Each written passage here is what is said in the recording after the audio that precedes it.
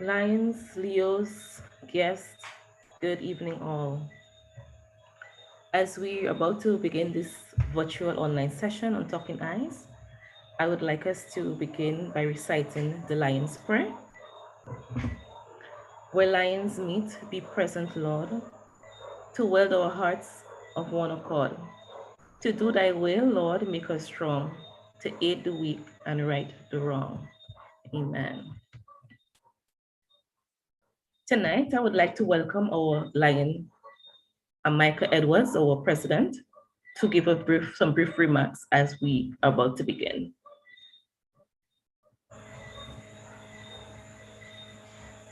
Madam Zone Chair, Lion Cindy, Zone Secretary, Lion Wendy, Miss Nikita Braveboy, Dr. Ryan Singh, District Vision Chair, Lion Allison Bishop Payne, Lions, Leos, friends and family, good evening all. The eyes or the visions are the windows to our soul. It is an expression we all may have heard. The eyes are not only important in seeing into another person's soul, but they are vital in how a person views the world.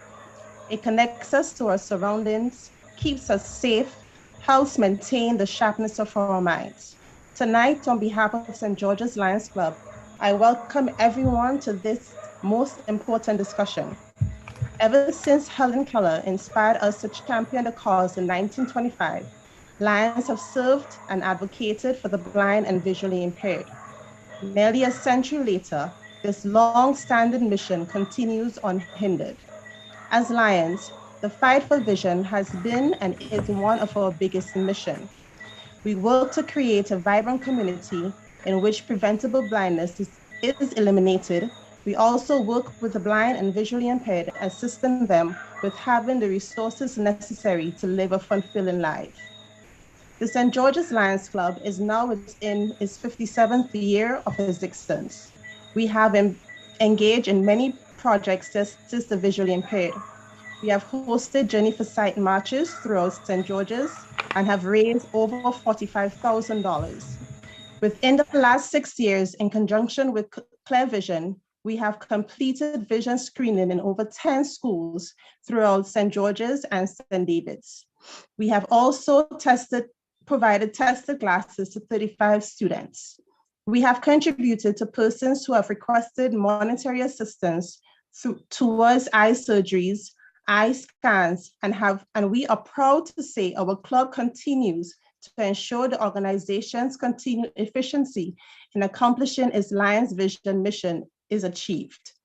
Tonight, we are elated that yet again, Clear Vision has agreed to partner with our health committee and engage the public in conversation that we can encourage everyone to love their eyes. The gift of sight is something that many people don't fully appreciate until they are faced with the impacts of their own failing sight or that of their loved ones. We encourage openness and value honest feedback in this discussion and look forward to a meaningful conversation. And we say thanks to the general public for their continued assistance and support to St. George's Lions Club, because without it, we will not be able to complete any of these projects. Once again, welcome and do continue to love your eyes. Thank you.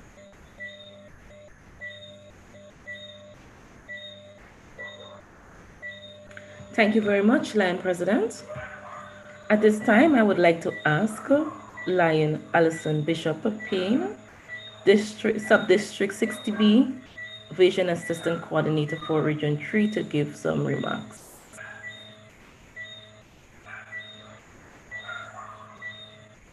Lion President, Zone Chair Lion Cindy, other distinguished Lions and Leos, my fellow Lions, Leos, especially invited guests, good evening. I am Lion Allison Bishop Payne, and I am one of the assistant coordinators of the District Vision Commission, and I'm responsible for Region 3. So thank you very much for inviting me to give remarks on behalf of the Vision team this evening. It is indeed a pleasure to be here with you, especially on World Sight Day. I am so happy that you have decided to do this project entitled Talking Eyes. In honor of this occasion, I would like to say thank you on behalf of the District Vision team. And we, the District Vision team, would like to continue encouraging Lions and Leos of the District 60B to continue to serve as Knights of the Blind. And the district theme is actually Beautiful Eyes. So your theme of Talking Eyes goes along with that very nicely. Zone 3C, Region 3, and of course the sub-district have taken up the challenge that Helen Keller put to us in 1925, as you mentioned before, to be Knights of the Blind. And we have been engaging in various vision projects throughout the years. And some of the projects that we have engaged in include vision screenings, donation of eyeglasses, reading glasses, donation of equipment to various institutions such as hospitals and eye clinics. Equipment which assists with vision screening and whatever other eye-related things that we need to donate. We've also given assistance to the visually impaired. And one club even did, more than one club actually, did projects where they actually blindfolded persons and led them through the supermarket and led them to cross the road so that they would know how it felt to be blind. So those are exciting projects that help the public to understand the plight of the blind. So I am very happy tonight that the St. George's Lions Club decided to put on this project. It will go a long way in educating others about vision and the impact of blindness and the importance, of course, of having regular eye exams.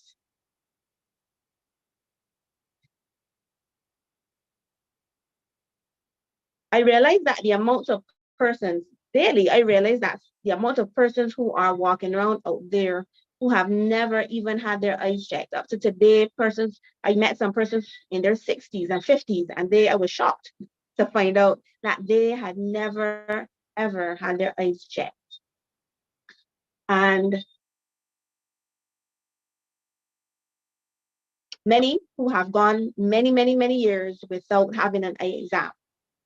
So I'm very much looking forward to this presentation, and I would like to encourage all of you to keep up the good work. Thank you very much for inviting me. You're most welcome, and thank you very much, Lion Allison.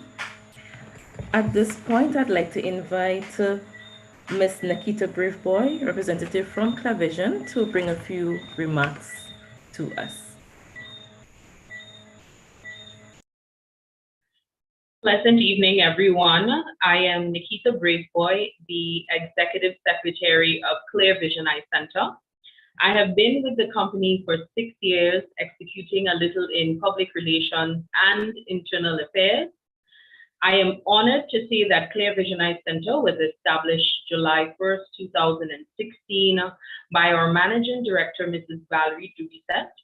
Most of our local customers would have known her from another establishment performing similar services. Our brand was developed for the Grenadian public as an opportunity to focus on their healthcare with specific emphasis on their vision. Our team then was staffed by 5 individuals who collectively have over 100 years of experience in the industry. Today, we are proud to say that we have grown significantly, expanding us to Grenville and Carriacou. We are motivated by our customers and their applause on our customer service and a wide range of quality products and eye care that we offer. We desire to have Clear Vision become recognizable not only by our product, but through our community service. With such, we have partnered with one of the main nonprofit community organizations called Lions International, with some of their main clubs being the St. George's Lions Club and special mentions to St. John's Lions Club in Grenada.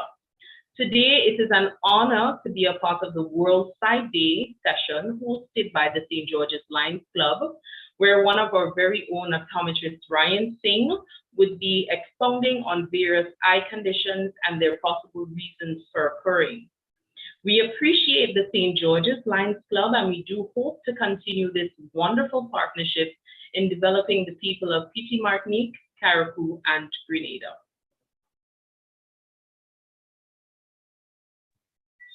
Thank you very much, Ms. Braveboy, and we do look forward to many, many more years of meaningful partnership with you. World Sight Day. Just a few vision facts before we move into our session tonight. 253 million people are blind or have moderate to severe distance vision impairment.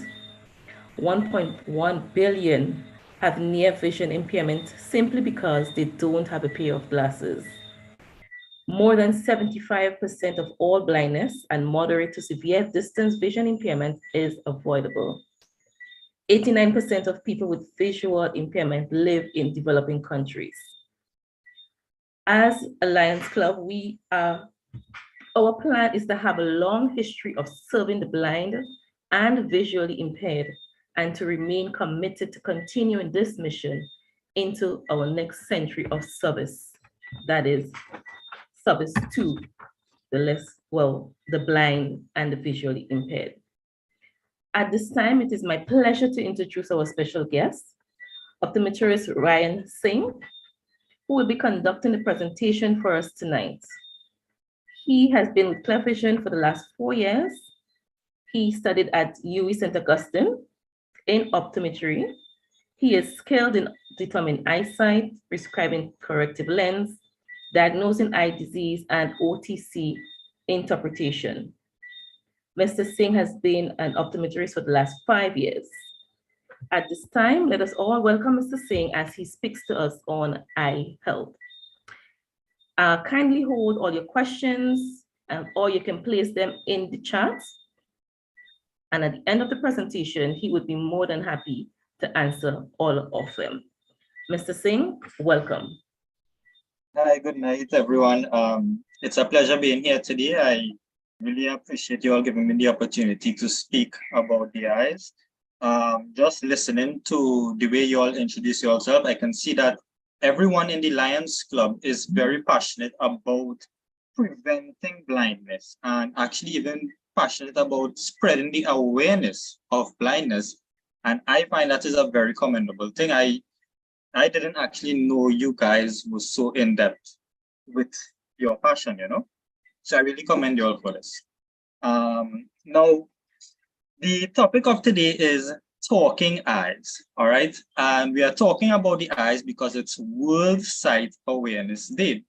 So I think the best thing to start off is actually speaking about why is it important to be aware of our eyesight, all right? Now, I hope I don't give you all too much words and get you all too flustered here. I really would like everyone to follow. And if you are not following, you could let me know. You could let me know if I'm speaking too fast. All right, so the main thing, why is it important to be aware of one's eyesight? As the previous members have mentioned, they actually showed what it's like to be in the position of a blind person. You know, one of the members mentioned helping someone cross the road. And a lot of people take this for granted. Crossing the road, as simple as it is, it requires your vision or else you may die. So just by having your eyesight, you are allowing yourself to function in society without dying. This is how important your eyesight is. And this is just crossing the road. What about providing for your family and doing a job? There are many jobs people cannot do because of their visual impairment. And, you know, we might think that, okay, well, you know, someone is blind, they're visually impaired, and we don't really grasp the emotions and the factors that they go through. And it's until we are exposed to people with visual impairment that it's then we begin to understand why it's important to be aware of our own eyesight. You know, many of the ladies that is here today, I am sure before you came, you had a good look in the mirror. You were really looking at how you looked, you know, lipstick, eyelash, everything is on point. And this is a major part of anyone, not just a lady, even for a man. They would like to know that they are looking well. So all of these factors, from crossing the road to getting a job, to even our general appearance, it requires good vision. So this point that I'm trying to say is that unless we are aware that we have this gift, because the president mentioned it as a gift, which I think is the best word to describe vision, because not everyone has vision. There are numerous amounts of people that do not have the same ability that we have. We can get up in the morning, we can go brush our teeth, get our toothpaste, put it on the toothbrush. There are a lot of people, when they get up in the morning, they have a chance of mistaking their toothbrush for someone else's. And just by starting the day, they have to go through all these processes that someone who has good vision doesn't have to do. Now, here we are talking about people with extreme loss of vision, but we can also speak about people who has, you know, simple or mild visual impairments. Example, a child with moderate short-sightedness or myopia. If this child is in class and does not have the corrective lens, before he sees the letter on the board, he has to squint his eyes. He or she, sorry, has to squint their eyes to see. They have to use energy just to see. Whereas someone else in their class, while the teacher is speaking, 1 + 1 = 2, they are following, you know, accordingly, they are following with time. But the person with the visual impairment, they would have a harder time understanding 1 + 1 = 2 because they are not even seeing the 1, they are not even seeing the plus sign, they are not even seeing the equal sign. So while the teacher is pointing, and this starts off at a very young age, and if it's not detected, then the basic knowledge that a child needs to progress gets slowed down.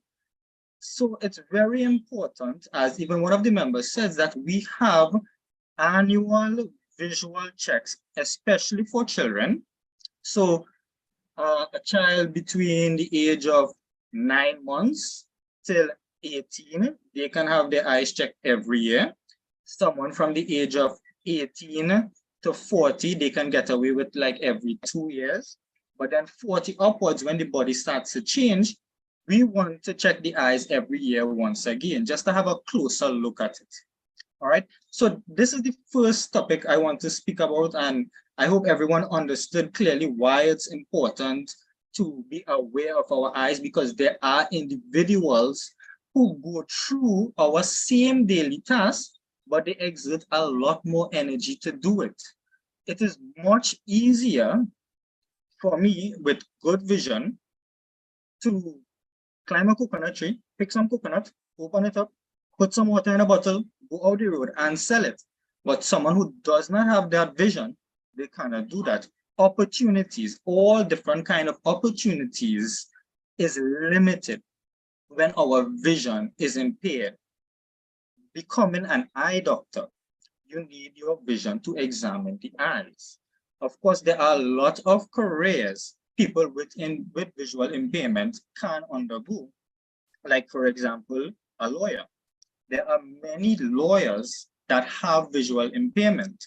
Another thing that, well, a radio announcer, someone who's a radio announcer, a lot of them does not need their eyes to be a radio announcer. There are a lot of things with software these days that someone that is visual impaired, they can't do, because there are computers designed for someone that is visual impaired. All right.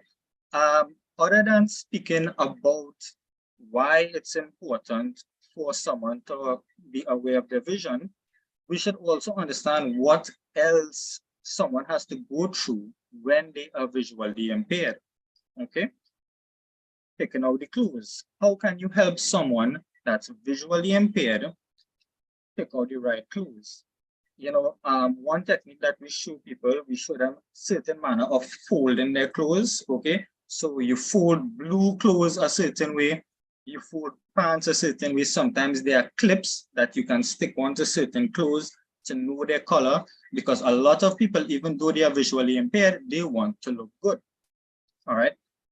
But let me not speak too much about why it's important to be aware of our vision, because there are many reasons, many reasons why someone should be aware of their vision and do constant checks.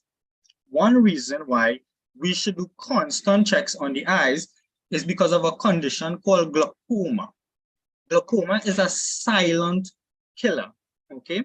If we do not pick up glaucoma in your annual or biannual eye exam, it can lead to blindness, and it does not have any symptoms. So you may not even realize that you are going blind. Okay. Now, I would now like to speak about, the general eye on the whole. Okay. We spoke about why it's important to be aware. So let's speak about, the eye. Just what is the eye? The eye is an organ, the only organ in the body that can detect light.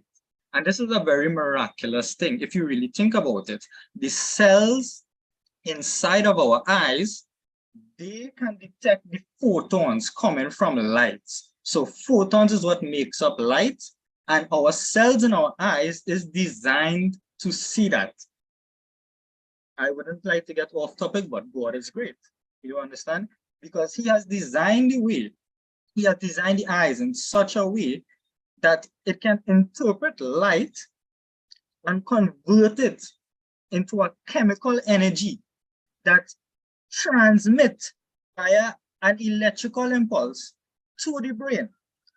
So this brain detects the light from the surrounding and makes sense out of it. Now, I don't know if everyone can see the picture on the screen.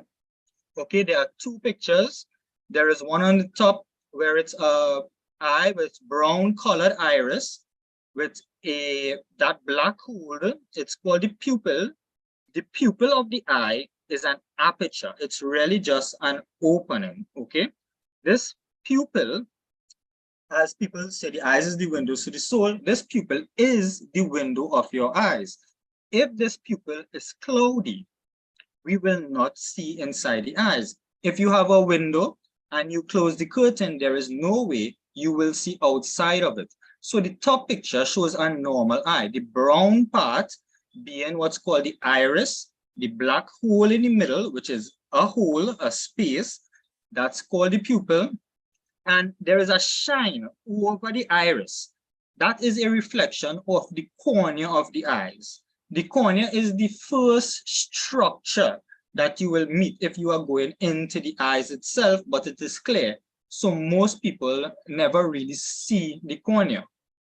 Now, the white part of the eyes, it's called the conjunctiva, and the eyelashes, of course, there is the eyelashes on top.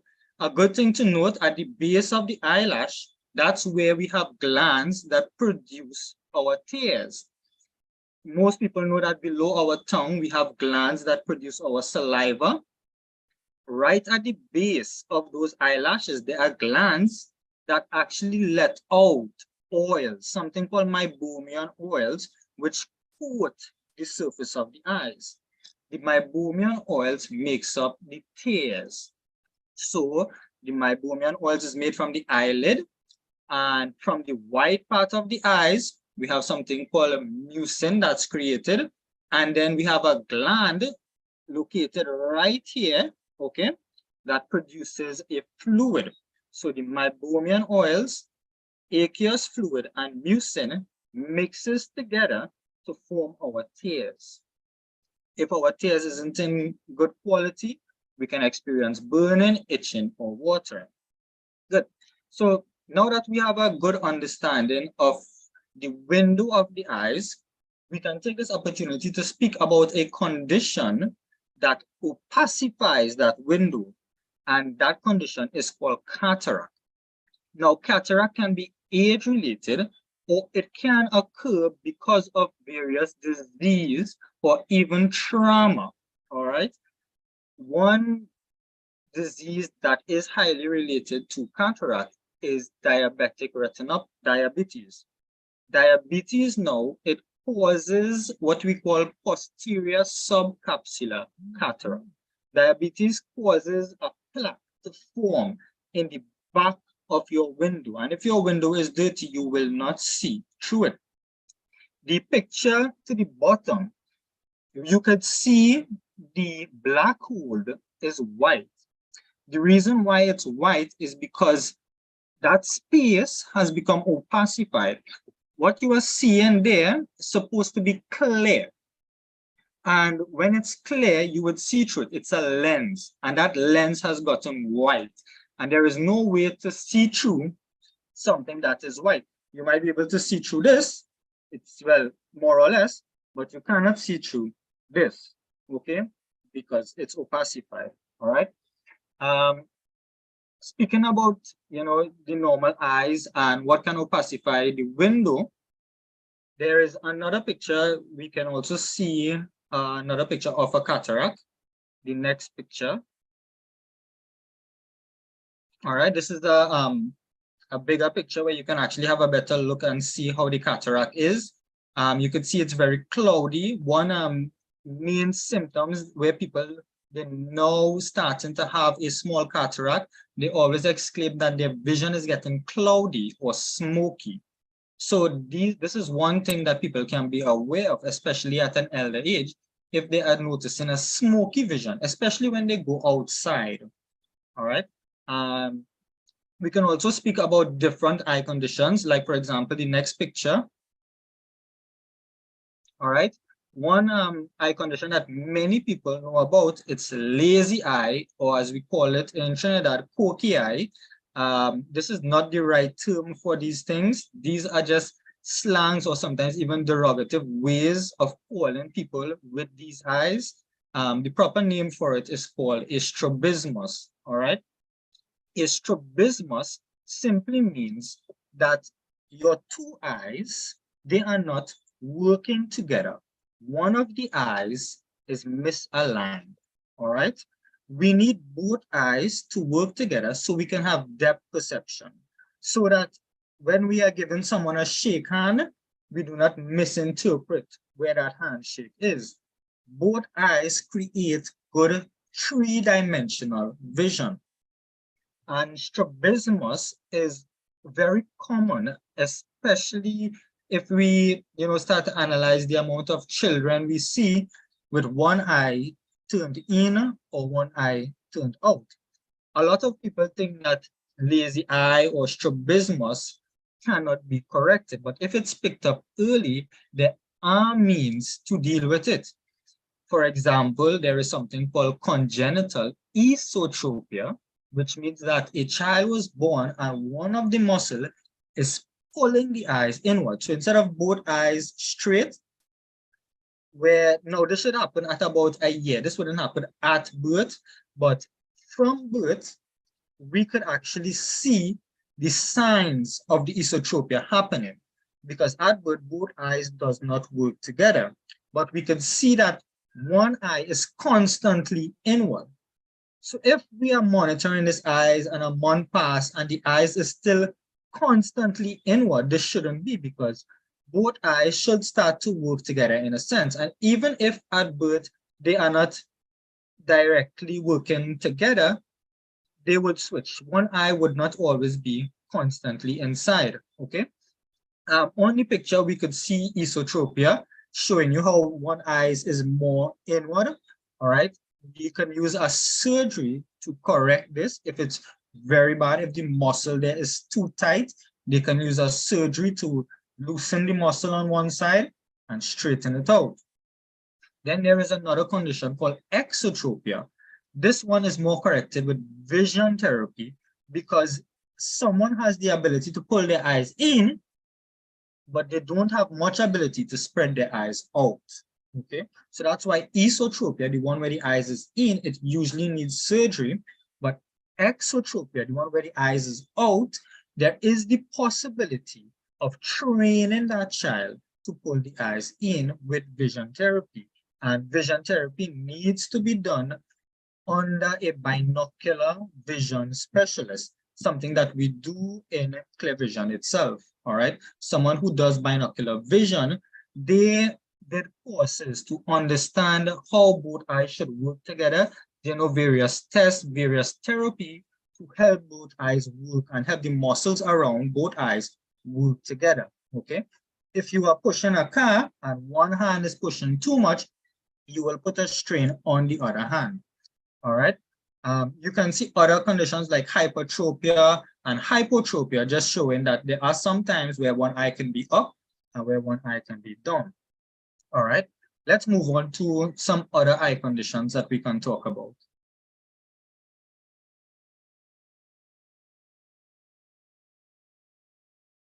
All right. Now, in this picture, it's a little blurry, but we can see the gradual vision loss in glaucoma. And I want you to appreciate the picture on the top. The picture on the top, even though it's blurry, it is showing a healthy nerve. The nerve we are looking at is the circular spot at the center of the image. The lines you are seeing coming out of that circle are vessels that occur in the eyes. Those vessels, they come like from the heart, for example, and they reach the eyes to deliver nutrients, and they also take away waste material from that eye. Now, the picture on the left, you can see a nice yellow spot in the middle, and you can also see that the circle right out of that yellow spot is a little red. This shows that that nerve is healthy. If you look at the picture on the right, where it marks optic nerve in eye with glaucoma, you can see that that nerve is white. It has been damaged.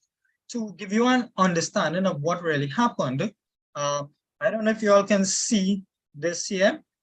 Your nerve sits flat on a canal in the eyes. And when pressure builds up in the eyes, it pushes down on the nerve itself. Okay, when it pushes down on the nerve, it damages the nerve. All right, and that nerve is responsible for sending light to the brain. So once that connection is lost, we will not see any light. And it happens slowly. So the pressure doesn't come one day and just push all the way down, even though there is a condition that causes that chronic angle closure glaucoma, and that is an emergency. But what we are talking about is gradual vision loss from what we call open angle glaucoma. It happens slowly over time, where the nerve is pushed slowly. And what happens is, if you look at the picture below, the reason why we don't notice, it's because if you look at the tree in both of the picture, the tree is clear. It is the surrounding that gets diminished. So if someone, let's say, we have diagnosed someone with glaucoma and, they say, well, doc, for the past 10 years, I've been looking at the mango tree outside my house and it's been looking clear. So I don't see a reason why you think my vision is going. Here is where we have a specific test called a visual field test that will test someone's vision. So the picture on the right, it shows a black faded area around the tree compared to the picture on the left. This is because that person's nerve has been damaged and his or her peripheral vision has lost. There is no way to bring back vision when your nerve is damaged from glaucoma. This is why we call glaucoma the silent killer. It happens without us knowing. The main thing someone with glaucoma must do is ensure they do a visual field test every year so that we can make sure there is no progression. With this day and age, we have something called an OCT scan. It can X-ray it can X-ray the nerve and tell us how it's looking even behind what we can see. So it gives the optometrist more detail about the nerve. And most importantly, glaucoma is mostly caused from high ocular pressure. The main way to control glaucoma is by controlling the pressure. So someone who has been diagnosed with drops needs to use those drops every day for the remaining of their life. This is because the drops, it may only work for about 12 hours. So sometimes they may have to take it twice a day. And if they stop taking the drop, the pressure in the eyes would increase. I don't want to speak too much on it, but glaucoma is also, it's also known to be caused by genetics. It's not really related much to lifestyle, but there are a high number of glaucoma in African patients. And in Grenada, where we are populated mostly by Africans, it is important, very important, that everyone is aware of the consequences of glaucoma and the importance of getting their eyes checked, especially the eye pressure checked every year or every 2 years for someone who has reached the age 18 to 40. Okay, so we can go on to another picture. I think that should be enough for glaucoma. All right, so we spoke about cataract, we spoke about glaucoma, we spoke about lazy eyes, and these conditions are really not conditions that we have control over. Cataracts will come with the age. Glaucoma is something that comes regardless of someone's diet. You can be very healthy, you can have a very exercise a lot, you can do everything by book, but still have high ocular pressure. Whereas someone, they can live very unhealthy and not have that high ocular pressure. There's still a lot of studies to be done on glaucoma. This picture here shows the effects of diabetes on the retina in the eyes. To give you an idea of what we are looking at, when we think about the first picture with the hole, this is directly inside of that hole. So if we go directly inside of that hole, we would see this in the eyes. And your optometrists with their equipment will see this exact same picture when they are looking in the eyes. The picture on the left is what we see every day. This is the normal retina. You can see this dark spot in the center with almost like a little dot. That's called the macula. What happens is this macula has a lot of photoreceptors. Those are the cells that absorb the light, and it sends it to the nerve. The nerve is the yellow, bright yellow spot you're seeing to the right, and the macula sends all the information to the nerve, which sends it to the brain. We are talking about the right picture here, the normal retina. Now, the picture on the left, which I think is actually your right, so the picture with the diabetic retina shows the macula, but you can see a lot of white spots surrounding the macula. These spots are called exudates. This is a sign that the macula is swelling. The macula is swelling because of the high concentration of blood glucose level. The body creates chemicals that causes inflammatory processes and damages its own self. So as long as the blood sugar level is high, there will be inflammatory processes occurring at the macula. Now, the macula is the area with the white spots. They look almost like a petal, they're going inward. And if you look around that, you can see red spots. Those red spots are from vessels that has burst, or what well capillaries in the eyes that have burst. And capillaries are one of the first things that burst in a patient with uncontrolled diabetes. This is a big problem because this can lead to blindness. The problem with this is if we wait too long and if the patient is not compliant, there would be no way to reverse the outcomes of it. A good thing to take or make note of is that we have a lot of patients in Grenada with diabetic retinopathy. A lot of patients that cannot get treated because we do not have the specialists here to treat that condition. Even though someone is specialized in the eyes, they need to be specialized even further to treat the various structures in the eyes itself. And diabetic retinopathy is one thing that we really need help with in Grenada. All right, so let's go to the next picture. All right, so another condition that we cannot control is a condition called retinitis pigmentosa.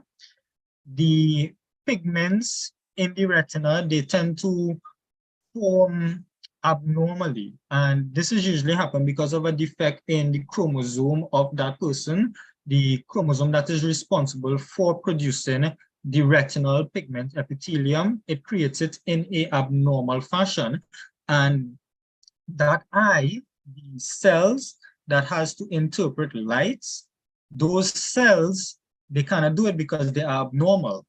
And in retinitis pigmentosa, also known as night blindness, because a lot of people with retinitis blastoma, they are also night blind as well, meaning they cannot see in the night. This is one condition that is not affected by diet. Okay, so as compared to the diabetes, this is something that someone was born with. So this shows you the extent. You can be born with conditions that can affect your vision, or your lifestyle can affect your vision as well. All right.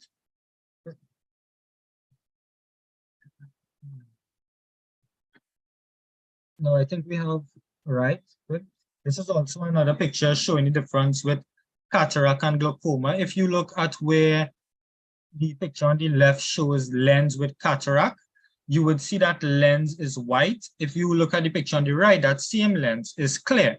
And that's the difference with what cataract is. Cataract is easily treated via surgery. Cataracts was something that used to cause blindness back in the days, or, you know, it's not something that really causes blindness in this day and age unless the person chooses not to remove the cataract. The picture on the right, we could see that everything is clear. There is nothing blocking the vision, but the pressure in the eyes has damaged the nerve. And once your nerve is damaged, there is no signal that can pass to the brain. Just like if someone has injured their spine, they would be paralyzed.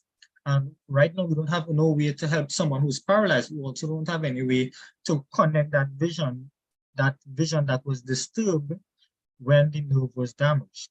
Okay. I think we have one more picture. I'm sure we have one more picture.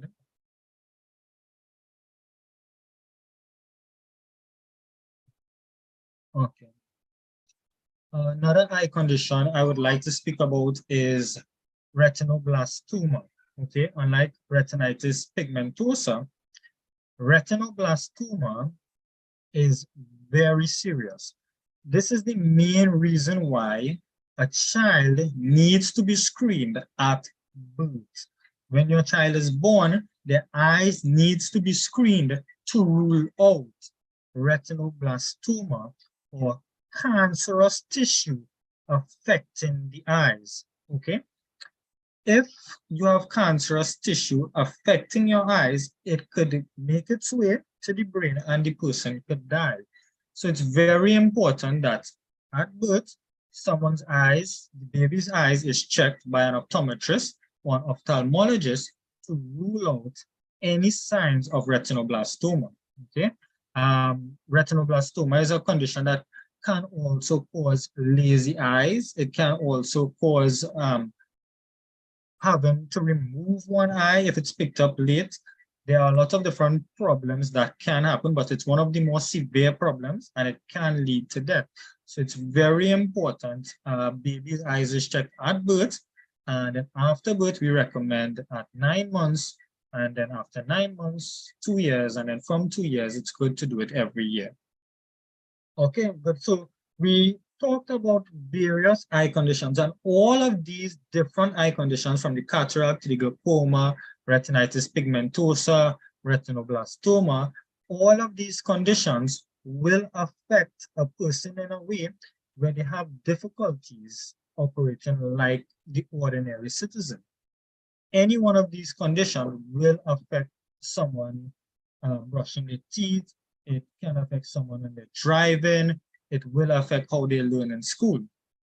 Okay, so we spoke about those things. One condition we don't have a picture for, but I would also like to speak about, is a condition called age-related macular degeneration.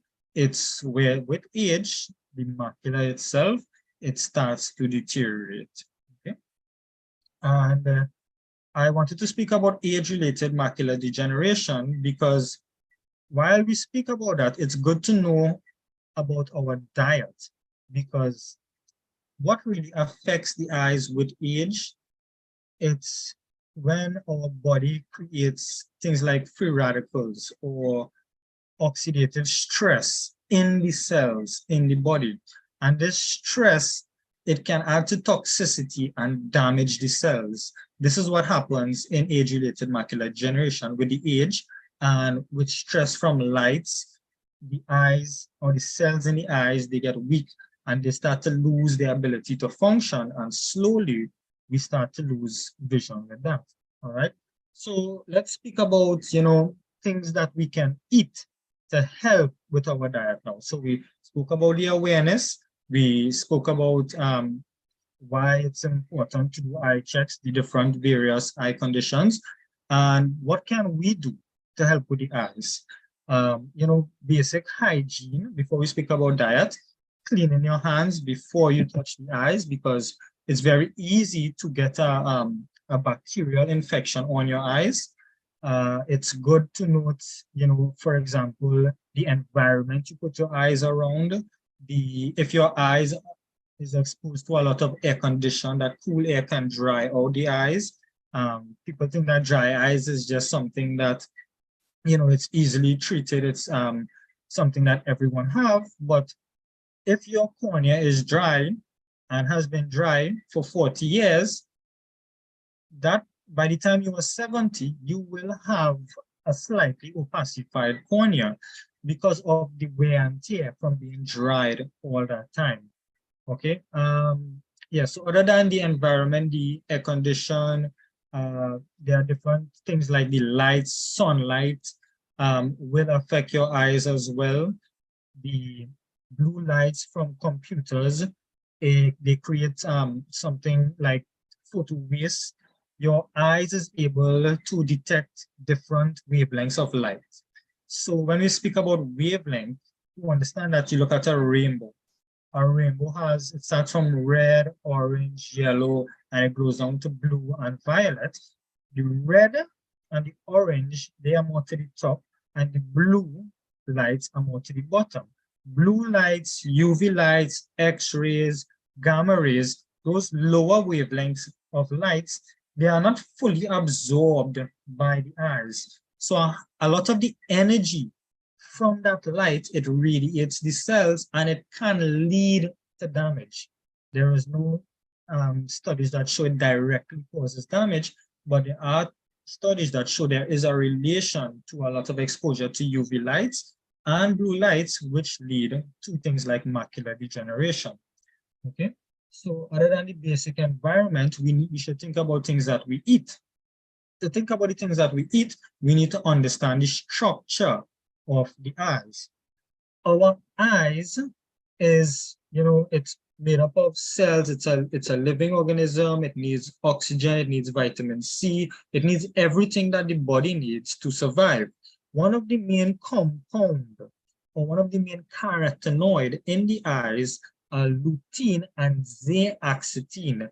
These two carotenoids, they help the eyes to filter lights. So we are now talking about how lights can cause stress on the cells.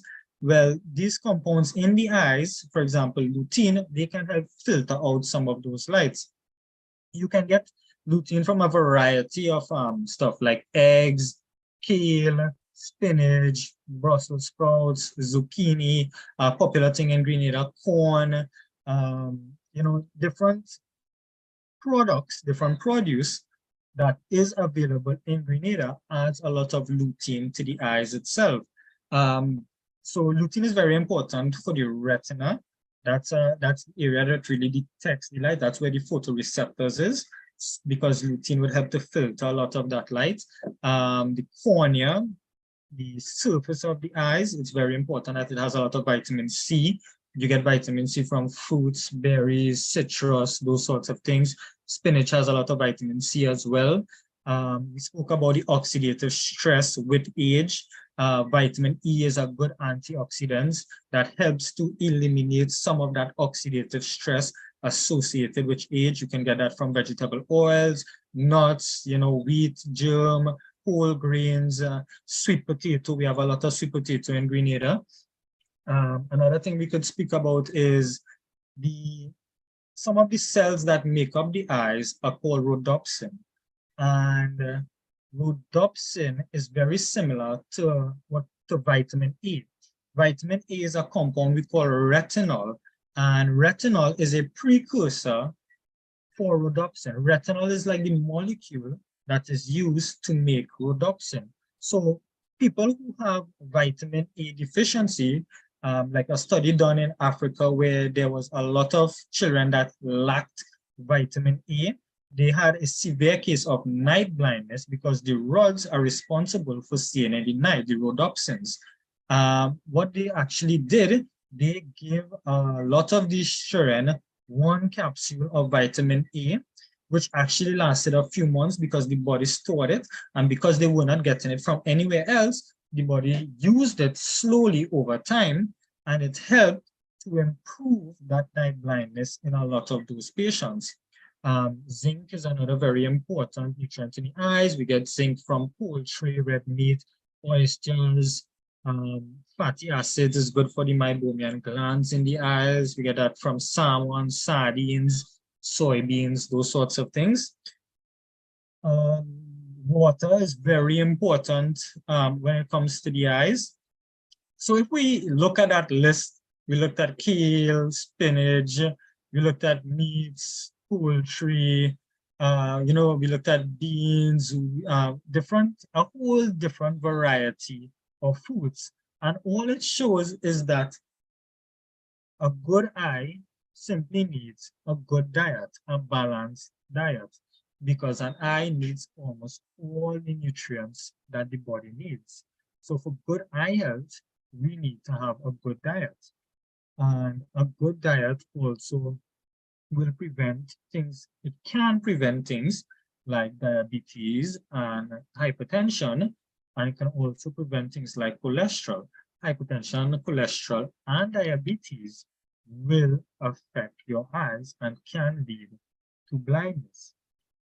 All right, I know I've talked a lot, but I also wanted to speak about what it's like when you go for an eye exam, okay? And what it is that an eye exam should entail. When you go for an eye exam, the optometrists, they are looking for every one of these conditions that we spoke about. The optician or the optometrist would look to check your vision, because someone who has a vision of 20/20, that indicates that everything is working good from your macula to your brain. 20/20 vision is just a comparison to say that one person can see a very small detail, 5 minutes of arc, it's like about 1 to 2 centimeters big. So someone can see an object 1 to 2 centimeters, 20 foot away, and that's what 20/20 really means. It's just that most people can see this object 20 foot away. So someone who is not 20/20, they cannot see that small object when it's placed 20 foot away. That will give the eye specialist an indication that something is affecting that 20/20 vision. So we would look into the eyes to first check for the main culprits, which are myopia and hyperopia. These are two very common things that most people know about, but what is myopia and what is hyperopia? To give you a very easy understanding, someone who is myopic, think about a magnifying glass. Their eyes is designed like a magnifying glass in the sense that a magnifying glass is used to see close. This is just how myopia is designed. The eyes is designed to see close. Someone who is hyperopic, their eyes is designed like a binocular. It's designed to see far, all right? And this design affects people in a way that it's their lens. So because it's their lens that's affecting them, the optometrist will use, by the laws of physics, another lens to combat the magnifying power. So if your eye magnification is too strong, we can use a lens that can weaken that strength, okay? So once you put that lens on, your eyes wouldn't be focused for close, it will be focused in the distance. Same thing for someone whose eyes is only focused in the distance, they have to use a lot of their muscles to see close. So we give them a lens that helps to alleviate the muscle in the eyes. So let's say it's not myopia or hyperopia, because we have a machine called a phoropter. That's where we put your eyes up and we flash a light in it to see if your lens is too strong or if your lens is too weak. So if your lens is perfect, what we call emmetropic, we need to go and think about other conditions. So that's where we start to look deeper into the eyes. We pass the cornea, we pass the lens, and we start to look at the retina. And as long as your vision is not 20/20, there would be a reason, or there would be something that we would see causing it to not be 20/20 itself. And, other than just the basic eye exam, another part of an eye examination in this day and age is something called an OCT scan. An OCT scan is a machine that sends different lights into the eyes. And the layers in the eyes are almost as thin as this paper. So if I look at this paper, at how thin it is, the eye has 10 layers inside of that. My eye cannot see it, and the machine we have cannot see those 10 layers. The OCT is the only machine that can take those 10 layers and expand it. So we can actually have a more detailed look in the eyes. So we can actually pick up things way before it starts to affect the vision when using an OCT machine. So if we looked at the eyes and we don't see anything causing any problems, and the patient has a vision of 20/40, something lower than 20/20, it's good to send them for an OCT scan to see if there is anything that we are not seeing that can cause that vision. Well, I think I spoke about a lot of things concerning the eyes. If there is any questions anyone have, you all can ask me about it. Sorry if I spoke too fast and we didn't understand everything, but I really do appreciate getting the time to speak today. I have a lot more to speak, but I don't want to take up your time. So thank you. Thank you very much. If you all have any questions, you all can ask me. Good night. I am Lion Shola Williams. Good Good night, night. Dr. Sin. Good night, Lion President, invited guests, and everyone taking part. I will present the questions to you because persons have been typing it in the chat on YouTube. Okay. So the first question, somebody said regarding the diet, we hear a lot of talk about carrots. Do carrots really help with our eyes? Okay, so carrot has a compound in it called beta carotene, and beta carotene is a precursor for vitamin A, which is a precursor for rhodopsin. So down the line, yes, vitamin A is important, but it's not like vitamin A is the holy grail of the eyes. You know, there are a lot of other vitamins you get. Carrots is very good for the eyes because it has beta carotene, which can convert to vitamin A, which can then convert into rhodopsin and help with night blindness. So it does help. Yeah. All right, thank you. Another question. I have a nephew that whenever we take pictures of him, the light always seems so bright. Is that an issue? It's an indication. For example, if every time you have to take a picture, the child's eyes is watering, the child cannot stay with his eyes open, it's indicating that either the lights from the camera or, you know, maybe the environment where you are taking the picture is affecting the child's eyes. But we'll speak about the lights. If it's the lights, it could mean that the child is sensitive. The child is photosensitive. And it is good to have it checked out because, for example, if your pupil in the eyes is too large, what we call large diameter pupil, that can affect a child's vision, especially when they are around bright lights. If your eyes is dry, lights tend to affect it a lot. It tends to water a lot. It's not something that causes serious problems, but it must be checked out just to be on the safe side. Okay, and one more. Somebody asked, what is your opinion on screen time for children's eyes? Okay, well, for screen time, there's a lot of debate around that. So it's good to go based on the World Health Organization recommendation for screen time. So the World Health Organization recommends that an infant less than 1 year of age should have no screen time, okay? Between the ages of 1 to 2, same thing, we really don't want no screen time, but if it's a must, 1 hour per day between the ages of 1 to 2.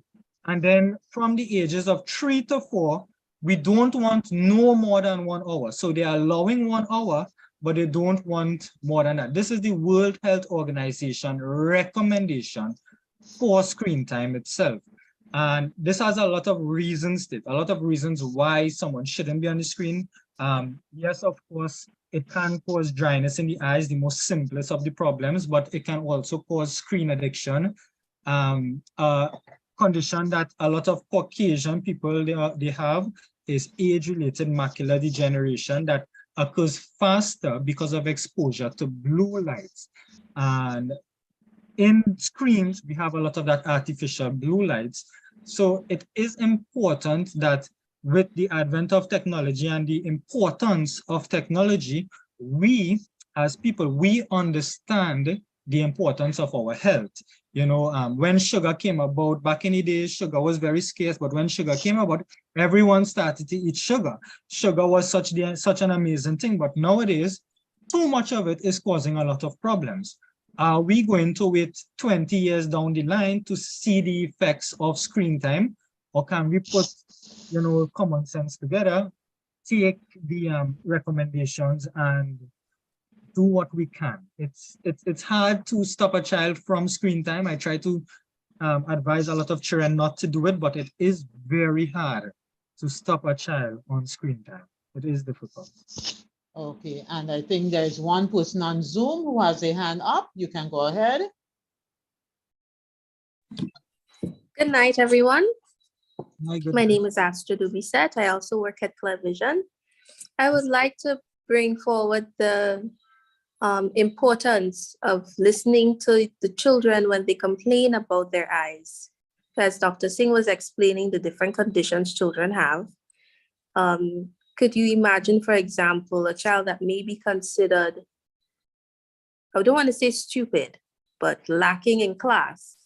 Might not necessarily be that their intelligence is the problem, but actually their vision and the fact that they can't see and articulate that they can't see is a reason why they're not performing their best. Because if a child has been growing up their entire lives with the same vision, they will not necessarily know this is not how the world is until they're tested. So that's why it's very important to get children tested every year or 2 years to make sure their vision is okay, so they could see the world with a clear vision. So that's my point for tonight. Thank you for having us. That's very important.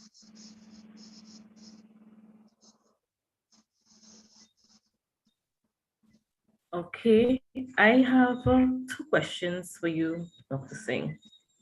One, can one just wear blue light lens to lessen the amount of light that enters into the eye? Yeah, just like how someone can wear shades in the sunlight, you can just buy a shades off the counter. In that sense, you know, just for using as a means to dim the light, they can do that, but it's not something that I would recommend. Like, for example, how to say it? You could buy a shades anywhere. No one's going to stop you from buying a shades. The same way you can buy something to protect your eyes from indoor lights. However, you do want something like what's a blue select. You want a lens that is actually blocking off the blue lights, because it is really the blue lights that cause the photo waste and causes the damages in the eyes. You should also understand that if you have a lens, I'm not against it because it's better than nothing, but if you have a lens that is a blue light and it's causing dimness in a sense, it can also cause headaches because of how much it's dimming. It may not only be dimming the blue light alone. So to answer your question, yes, anybody can put on a blue light, but it's not in any way to protect the eyes unless the optometrist shows them that that's how it will protect the eyes. Just like how anyone can use a shades to protect the eyes from the sunlight, but not all shades is UV protected. So then not all blue light glasses is blue light protecting, unless it's quality assured. It went through someone that knows it was a blue light. Yeah. Okay, and 2, glaucoma. Is the only way to control glaucoma, the pressure in the eye, is by the use of the drops? Okay, so there is a lot to speak about glaucoma, and well, with high tension glaucoma. So open angle high tension glaucoma is where high pressure affects the eyes. There's actually a rare case where someone has normal pressure and their nerve is still damaged. So that is more rare. And there's also people that get lash in the eyes that their nerve is damaged from it. But for high pressure open angle glaucoma, the most common type of glaucoma, the only way to control it is by controlling the pressure. Another way some professionals go, another route they go, is by creating little pores, little holes in the iris to let more fluid out. But compared to the studies done on drops, the surgical methods where they create a little hole to let the pressure out, or where there is a drainage, they open up the drainage, it's not as effective as the drops itself. So sometimes people do the surgery and they still have to rely on the drops, because with high pressure, what happens is a portion in the eye called the ciliary body, sometimes it's producing too much fluid. So you need specific drops to stop that body from overproducing that fluid that most of the time we think it's your DNA, the way your DNA is made, that is causing your ciliary body to produce all that fluid. So currently, the best way to control glaucoma is to use the drops that could slow it down, and studies have been shown that drops will reduce pressure. So it's definite that once you use the drops, you go by your optometrist and they check it. We know that that is the best way right now to control glaucoma. Okay. Selena, you have your hand up. You can go ahead. Good night, everyone. My name is Selena. I'm also part of ClearVision. I just wanted to add two things Dr. Singh would have spoken about. One being the use of blue light glasses. So he spoke about the quality and quality assurance, and I agree with that. But I would also add, so I do find that a lot of people tend to complain that, yes, the light from computer screens bother them. And so they go out, they buy blue light glasses from anywhere, and they hope that that would help. But that's not always the case, because again, if they don't have an eye exam, they won't realize that they may have a prescription, that they may be short-sighted or they may be far-sighted. And that's the reason why it is they're actually having their issues. So it's really important that you just don't go and pick up a pair of blue light glasses or even a pair of sunglasses, hoping that that will, solve the problem. It's really important that you have an eye exam done so that the optometrist, the professional, can tell you for sure, this is the case and this is what you need to get done. And next, with regards to screen time as well, I would also add that it's very, very difficult to get children off of the devices, because yes, times have changed and everything is now digital. But to add to that, what happens is that because children are focused so much on those screens, the eyes actually become more short-sighted. Short-sighted means that you see better at near than at distance. So if you become more short-sighted, you'll be able to see better on the screens than at far. All right, so they tend to adapt to that, and that's what's been happening over the past few years. So this is why it's very important that children actually don't spend too much time on the screens, and that they have regular eye examinations to make sure that they don't have any issues. Because once you're short-sighted, it doesn't stop from there. It only progresses. So I just wanted to add those 2 points, because I think it's important, especially on today, being World Sight Day, that people are aware of that. Thank you. Thank you. One other question regarding diabetic retina when the eyes are affected due to diabetes. Is it safe to say that once one has been diagnosed and start medication, and if they do have the issue with the eye, that can sort of stop or lessen how fast the eye degenerates due to that? It really depends on the stage at which the retinopathy is at. Okay, so let's say someone's sugar has been high for 3 years. It's uncontrolled, no medication, nothing like that.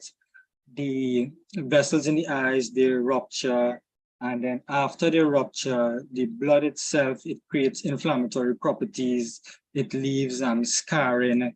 When it has reached a stage where the tissue has been damaged, there is not much that we can do to reverse it. That's if the tissue has got scarred. Now, let's say it has started to create the inflammatory properties, it's causing swelling.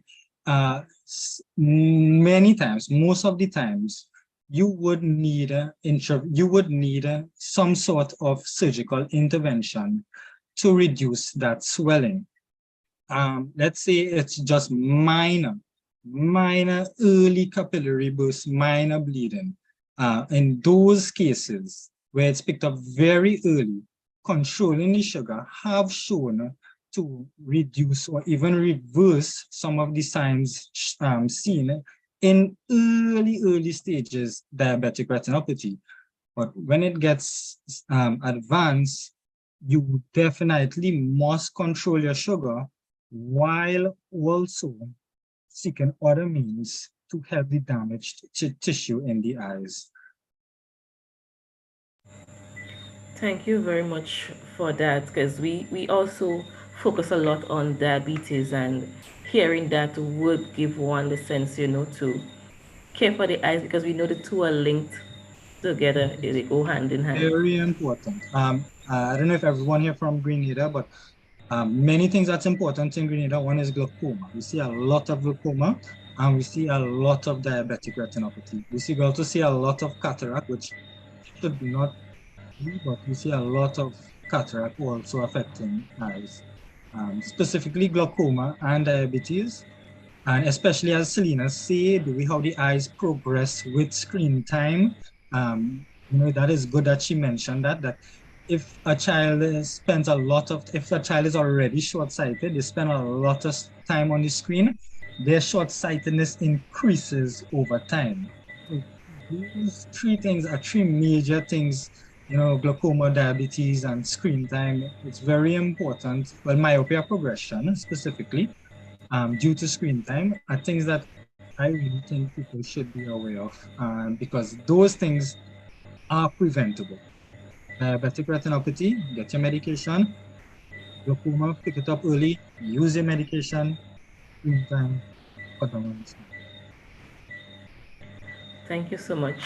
Lion Shella, do we have any more questions on the YouTube side? No, Lion Cindy, that was all. Okay, well, thank you so much, Dr. Singh, for your very informative and clear session tonight. And with that, I'd now ask Lion Shella to do the vote of thanks for us. Thank you for having me. Good night again. And first of all, I would like to say from the St. George's Lions Club Health Committee, from the president and its members, a very hearty thank you, first of all, to Clear Vision Eye Center. Without their partnership, this session tonight would not be possible. And we thank them especially for always heeding our call for assistance and always being there for us. They've been in operation, as we've heard, for only 6 years, but they've been with us for, I believe, the entire 6 years. So I would like to wish them continued blessings and much success in their business. To our Lion President, Lion Amaika, thank you for your opening remarks, informing everyone as to why we do what we do as Lions, and especially today, World Sight Day, and for the month of October, which is also dealing with vision, that together with the public, we can continue to provide these sessions and assistance, especially to students at schools. Thank you to Ms. Nikita Braveboy, the executive. Oh, I'm sorry, I overstepped here. Thank you to Lion Addison Bishop Payne, the District 60B Vision Assistant Coordinator for Region 3B. Thank you very much for taking time out to share with us tonight and for reminding us that we need to continue to serve as Knights of the Blind. Ms. Nikita Braveboy, the Executive Secretary at Clear Vision Eye Center. Thank you for sharing with us about the company. As I said, in your short years of operation, you've been very helpful to us, partnering with us in all our vision sessions, vision screening at schools and other communities. So thank you for sharing with us tonight. Dr. Ryan Singh. Dr. Ryan. Thank you, thank you, thank you. A heartfelt thank you and a great lion's roar. We give a lion's roar to show thanks and gratitude.